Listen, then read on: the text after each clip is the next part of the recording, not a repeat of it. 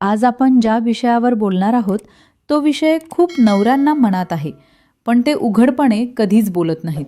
कारण त्यांना वाटतं की हा विषय बोलणं चुकीचं आहे, धोकादायक आहे किंवा लोक काय म्हणतील याची भीती असते. खरं सांगायचं झालं तर नवरा बायको एकत्र अंघोळ करणे हा विषय चुकीचा नाही, अश्लील नाही आणि गैरकायदेशीरही नाही. उलट योग्य पद्धतीने आणि योग्य समजुतीने केलं तर हा विषय वैवाहिक आयुष्यासाठी अत्यंत फायदेशीर ठरू शकतो. लग्न म्हणजे फक्त एकत्र राहणं नाही, तर एकमेकांना समजून घेणं, एकमेकांच्या मनात काय चाललं आहे हे न बोलता ओळखणं आणि रोजच्या धावपळीच्या आयुष्यातून थोडा वेळ फक्त एकमेकांसाठी काढणं हे सुद्धा महत्त्वाचं असतं. आजकाल अनेक पुरुष अशी तक्रार करतात की माझी बायको माझ्याशी आधीसारखी मोकळी बोलत नाही, ती माझ्यापासून दूर जातीये, तिच्या चेहऱ्यावर हसू कमी झाले. पण ते हे कधीच पाहत नाहीत की दिवसभरात आपण तिला किती वेळ दिला, किती वेळ शांतपणे तिच्या शेजारी बसलो, मोबाईल बाजूला ठेवून तिचं ऐकलं का. कारण स्त्रीला जवळ आणण्यासाठी नेहमी मोठ्या गोष्टींची गरज नसते, तर छोट्या छोट्या सवयी तिच्या मनावर जास्त परिणाम करतात. त्यातलीच एक सवय म्हणजे नवरा बायकोने कधीकधी एकत्र अंघोळ करणे. इथे मुद्दा अंघोळीचा नसून एकत्र वेळ घालवण्याचा आहे. कारण बाथरूम ही अशी जागा आहे जिथे बाहेरचं जग बंद होतं. फोन नसतो, काम नसतं, जबाबदाऱ्यांचा आवाज नसतो. अशा ठिकाणी जर दोन माणसं शांतपणे एकत्र उभी राहिली तर नकळत संवाद सुरू होतो. डॉक्टर आणि रिलेशनशिप एक्सपर्ट सांगतात की अशावेळी शरीरात ऑक्सिटोसिन नावाचं हॉर्मोन नैसर्गिकरित्या वाढतं, ज्याला बॉन्डिंग हॉर्मोन म्हटलं जातं. हे हॉर्मोन वाढल्याने दोन माणसांमध्ये विश्वास, सुरक्षितता आणि जवळीक निर्माण होते. पण इथेच बहुतेक पुरुष मोठी चूक करतात. ते या क्षणाकडे फक्त शारीरिक अपेक्षेने पाहतात. त्यांना वाटतं की एकत्र अंघोळ म्हणजे काहीतरी मिळवण्याची संधी आहे. पण स्त्रीच्या मनात तसं नसतं. तिच्यासाठी तो क्षण म्हणजे कोणताही दबाव नको, कोणतीही अपेक्षा नको. फक्त मी सुरक्षित आहे, मला समजून घेतलं जातंय, ही भावना हवी असते. जर त्या क्षणी पुरुषाने घाई केली, जबरदस्ती केली किंवा तिला कम्फर्टेबल न वाटणारी भाषा वापरली तर त्या एका अनुभवामुळे ती मनातून बंद होते आणि पुढच्या वेळी ती स्वतःहून कधीच तयार होत नाही. मग पुरुष म्हणतो की ती बदलली आहे, पण खरं पाहिलं तर ती बदललेली नसते.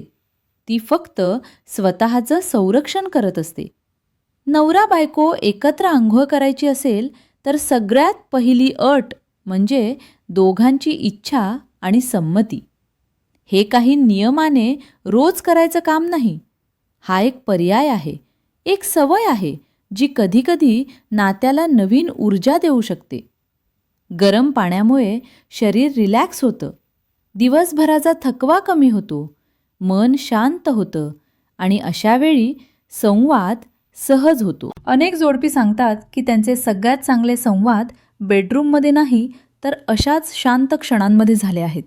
कारण तिथे कोणी ऐकणार नाही याची खात्री असते. तिथे अभिनय करता येत नाही. माणूस जसा आहे तसाच समोर असतो आणि हीच खरी जवळीक असते. पण याचा अर्थ असा नाही की हा क्षण नेहमी रोमॅन्टिकच असावा.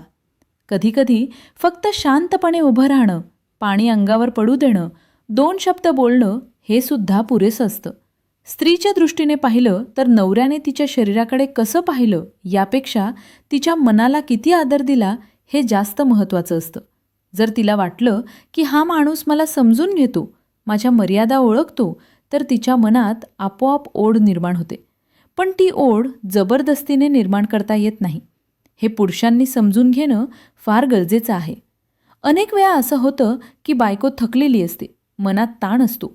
अशावेळी तिला शांतपणे एकटीला अंघोळ करायची असते.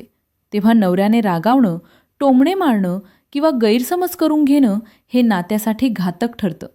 कारण प्रेम म्हणजे समोरच्याच्या मनस्थितीला आदर देणं. डॉक्टरसुद्धा सांगतात की जर स्त्री मनाने तयार नसेल तर कोणतीही जवळी तिच्यासाठी सुखद ठरत नाही, उलट ती ताण वाढवते. नवरा बायको एकत्र अंघोळ करणे हा विषय तेव्हाच फायदेशीर ठरतो जेव्हा तो दबावाशिवाय, अपेक्षेशिवाय आणि समजुतीने केला जातो. अनेक पुरुष विचारतात की याचा खरोखर काही फायदा होतो का? उत्तर आहे हो, कारण यामुळे भांडणं कमी होतात. जेव्हा माणसं नियमितपणे, शांतपणे संवाद साधतात, तेव्हा मनात साचलेली चिडचिड बाहेर पडते. गैरसमज कमी होतात. नातं कंटाळवाणं वाटत नाही.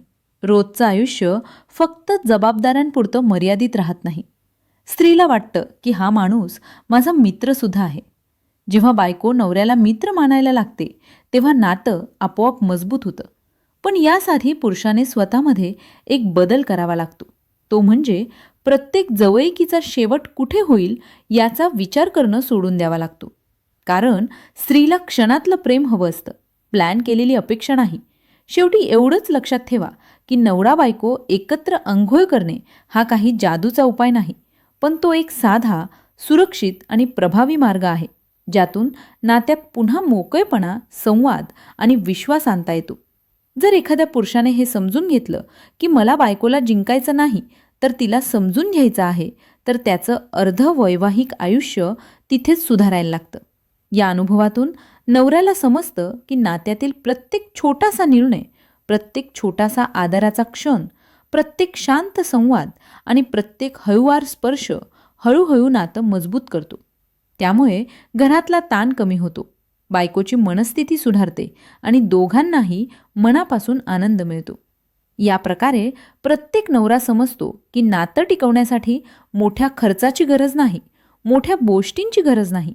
फक्त छोट्या छोट्या गोष्टी, जसे की वेळ देणं, शांत राहणं, आदर दाखवणं आणि हळूहळू जवळीक निर्माण करणं हेच सर्वात महत्त्वाचं आहे. जर तुम्हाला हा व्हिडिओ उपयुक्त वाटला असेल तर लाईक करा, कारण तुमचा एक लाईक अशा अनेक लोकांपर्यंत हा व्हिडिओ पोहोचवतो ज्यांना या माहितीची गरज आहे.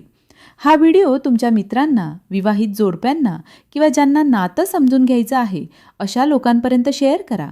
कारण अनेक वेळा आपण बोलू शकत नाही, अशा गोष्टी व्हिडिओच्या माध्यमातून सहज पोहोचतात. अशाच समजूतदार, सुरक्षित आणि शिक्षणात्मक कंटेंटसाठी चॅनलला सबस्क्राईब करा. पुढच्या व्हिडिओमध्ये आपण बोलणार आहोत नात्यातील अशा गोष्टींवर ज्या बहुतेक लोकांना कोणी शिकवत नाही, पण ज्या प्रत्येक नवरा बायकोने समजून घेणं खूप गरजेचं आहे. नोटिफिकेशन बेल दाबायला विसरू नका, जेणेकरून पुढचा व्हिडिओ तुम्ही मिस करणार नाही.